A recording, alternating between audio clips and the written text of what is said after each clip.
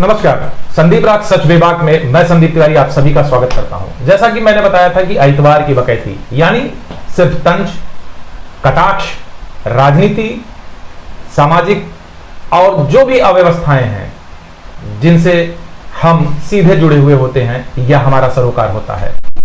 तो आइतवार की बकैती इस बार की हमारे साथ हैं कवि यश शर्मा जी, जो कि इलाहाबाद के, प्रयागराज के विख्यात कवि माने जाते हैं। इनका अपना एक अलग अंदाज होता है, इनका एक अलग अपना तरीका होता है, या गुरु ही कहा जाए कि ये जो बोला थे सीधे सपाट एकदम पॉइंट पे, जैसे कहा जाता ना कि ठीक जगह खीला गाड़ के ठोक दिया तो सही चोट लागत है। तो यश भाई हमारे ऐसे ही हैं। तो यश भैया, जैसा कि आपका स्वागत है हमारे प्रोग्राम आइतवार की बकैती में। और देखिए, कोरोना से लोग बड़े पीड़ित हैं जी। अब कोरोना के आपन एक अलग मजा बा जी। त्योहार में घुसा जाता है ससुरा जी, चुनाव में पहुंचते ना बा जी। तो इन नेतन का प्रकोप या कि कोरोना के जौन भाई दोहरी चरित्र वाली कहानी है, का आपका का लगाता है कि अब संदीप भाई, पहले तो मैं आपका शुक्रिया अदा करना चाहूंगा कि आपने मुझे एक मौका दिया अपने साथ इतवार की बकैती नामक कार्यक्रम में आने का। दूसरा, आपका जो प्रश्न है कोरोना पे, तो कोरोना की शुरुआत चमगादड़ से हुई थी, लेकिन अब आजकल चमगादड़ की चर्चा भी ज़्यादा नहीं हो रही है।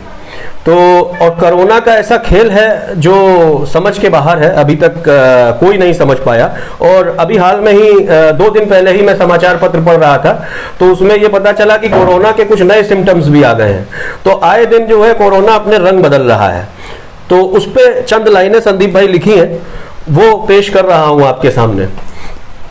कोरोना के भी रंग निराले, कोरोना के भी रंग निराले, कहीं तो कई छोड़े और कहीं कई मार डाले। कोरोना के भी रंग निराले, कहीं तो कई छोड़े और कहीं कई मार डाले।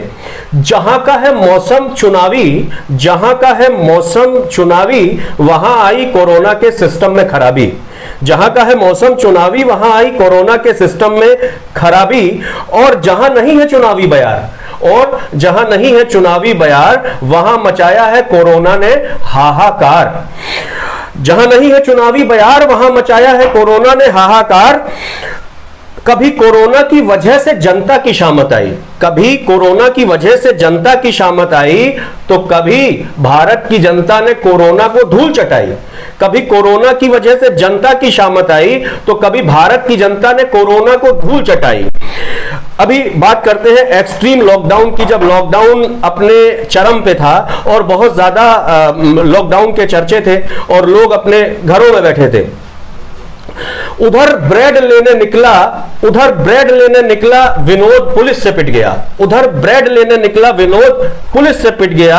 और इधर कब तक चैनल का कोरोना लॉकडाउन पे प्रोग्राम हिट गया। उधर ब्रेड लेने निकला विनोद, पुलिस से पिट गया। और इधर कब तक चैनल का कोरोना लॉकडाउन पे प्रोग्राम हिट गया। जब से कोरोना महामारी आई, संदीप भाई, डॉक्टर्स हो या पुलिस हो, इस तरह के लोगों का कोरोना संक्रमण को रोकने में बहुत योगदान रहा। लेकिन हो सकता है कि कुछ लोगों ने उसका अलग फायदा भी उठाया हो, अलग लाभ भी उठाया हो। और चूंकि हमारा काम है तंज करना, तो चंद लाइनें तंज पे पेश है कि जब से कोरोना महामारी आई, डॉक्टरों ने भी खूब जिम्मेदारी निभाई। जब से कोरोना महामारी आई, डॉक्टरों ने भी खूब जिम्मेदारी निभाई। मरीजों की भीड़ ना लगे, मरीजों की भीड़ ना लगे, इसलिए अपनी फीस ही दी बढ़ाई, इसलिए अपनी फीस ही दी बढ़ाई। और अब तो हम यही कहेंगे कि हे कोरोना माई, बिहार चुनाव के साथ ले लो विदाई। बिहार चुनाव के साथ ले लो विदाई है कोरोना माई। मतलब आपका कुल मिला कहना यह है कि त्योहार में कोरोना प्रबल है और बिहार के चुनाव पहुंचते पहुंचते कोरोना के कारबेटर में कचड़ा है कि भाई स्टार्ट नहीं होता है सर। अब मैं कहना तो नहीं चाहता, लेकिन कहना पड़ेगा। और ऐसा लगता तो है कि हाँ, अभी बिहार में कोरोना की चर्चाएं कम हैं, लोग मास्क नहीं लगा रहे हैं चुनावी सभाओं में, ऐसा मैंने टीवी में देखा। और थोड़ा बहुत खतरा तो ऐसा लगता है कि बिहार में कम हो गया है कोरोना का। अभी दशहरा गया जी, विजयदशमी जी, और रावण दहन हुआ। रावण को अक्सर हर वर्ष देखा जाता है कि रावण दहन होता है, रावण का पुतला जलाया जाता है या रावण वध होता है जी। लेकिन हमारे अंदर के रावण जाता है जी। और गुरु सबसे बढ़िया कि विभीषण जी, इनका क्यों पूछबा ना करत। अब क्यों कहे अपने लड़के का नाम विभीषण रख दे तो कूद खड़ा हो जाते हैं। मतलब क्या सिर्फ रावण के बाद ही विभीषण किस्म के लोगों के लिए, इनके लिए कुछ कोई 4 शब्द आप अपने अंदाज में। संदीप भाई, ये बड़ा अच्छा प्रश्न है। और हम रावण को हर साल मारते हैं लेकिन विभीषण को नहीं मार पाते। तो उस पर चंद लाइनें पेश हैं कि रावण मरा तो मरा, रावण मरा तो मरा, रावण का मरना जरूरी था। रावण मरा तो मरा, रावण का मरना जरूरी था। पर दुख इस बात का है, पर दुख इस बात का है, विभीषण अभी मरा नहीं। पर दुख इस बात का है, विभीषण अभी मरा नहीं। धन्यवाद बजरंग बली का, धन्यवाद बजरंग बली का, रावण का पता लगाने को। धन्यवाद बजरंग बली का, रावण का पता लगाने को।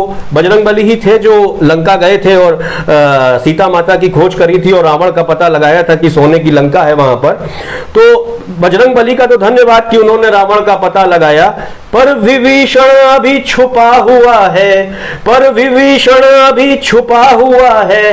अब इसको पहचाने कौन, अब इसको पहचाने कौन। रावण मरा तो मरा, रावण का मरना जरूरी था।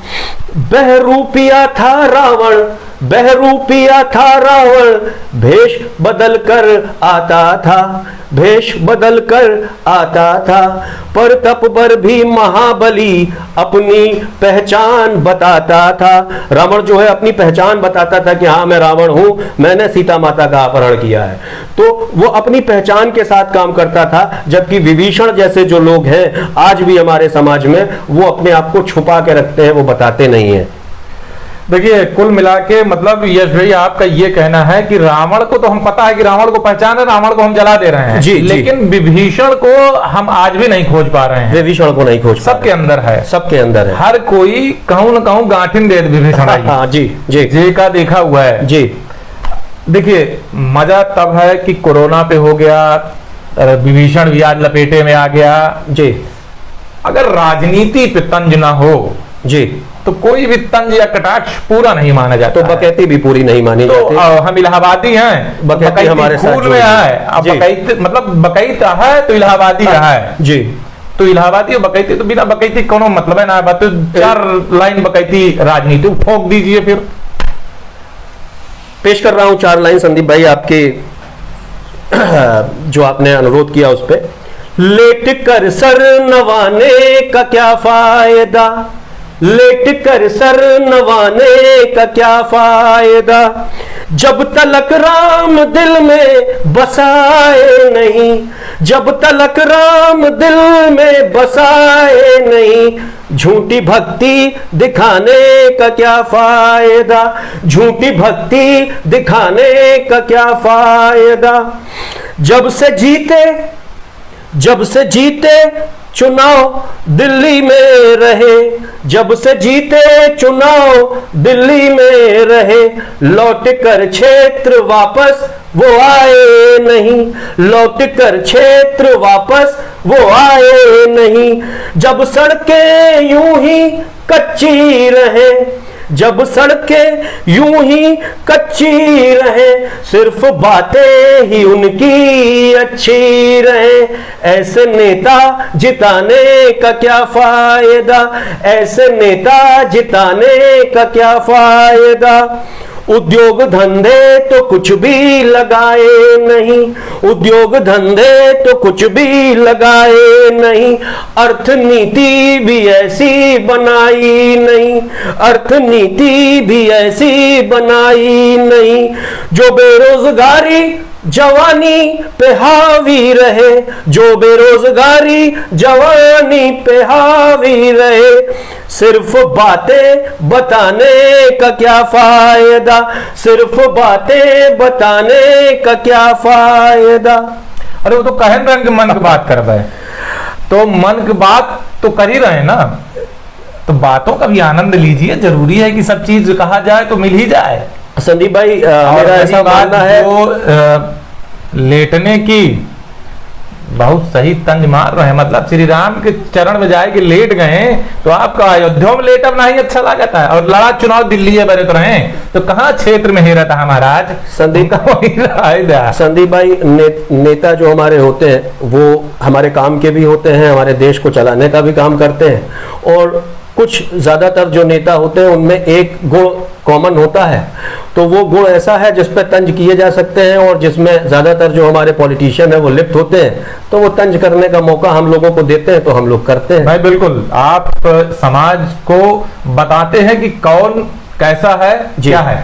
ये थे हमारे यश शर्मा जी, जिनको आपने सुना, जिनका एक अपना अलग अंदाज है। इन्होंने नेताओं को भी लपेटा, कोरोना को भी लपेटा, अब की ये विभीषणों को ले हैं। तो भैया यश जी को आपने इनके ही अंदाज में देखा, इलाहाबाद और बकैती चोली दामन का साथ है। तो हमने इतवार की बकैती, तंज और कटाक्ष। नमस्कार। बहुत बहुत शुक्रिया संदीप भाई।